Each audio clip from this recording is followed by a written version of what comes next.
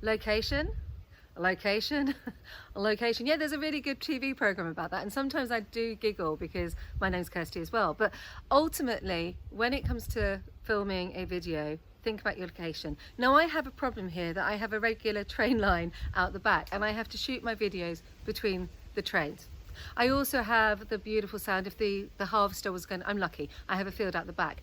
There could be the harvester and I wouldn't be able to film today, so I've come out because it's sunny and I've placed the camera in such a way that the sun is helping by giving me the light, but I've also got a light in front of me. I've got a microphone up, but I want you to think about the location. Would you shoot in a dark room?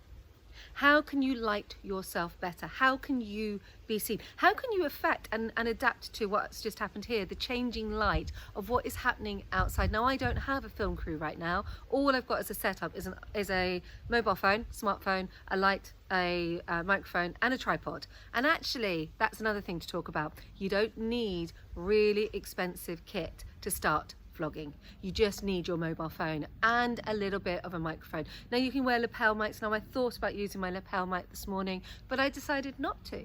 And the reason I decided not to is it's really windy, and also if I pin it, you'll see it. And I kind of don't want necessarily you to see the microphone attached to my top. So I'm using one that is an omnidirectional mic, and it's in front of me and it's picking up the sound. It's also picking up the sound from the garden. So I've also got a muffler over the top. My daughter likes to call it a dead rat, which is not necessarily the right thing to say, but it does actually look like it. So think about your location. Does it work with what you're trying to promote? Does it say what you want it to say? And how will the viewer, and just as I said about the train, there's one coming, how will the viewer react to what you are saying, and will it land with your audience? So these are all the things you need to think about when it comes to shooting. And just to prove my point, I'm going to keep waffling on, which I don't normally do, just so that you can hear the noise of the train to see why I tend to shoot when the train, in fact, I think it went and it's gone. But anyway, that's the point. Think about your location, think about what you're trying to say, and does it fit with your brand?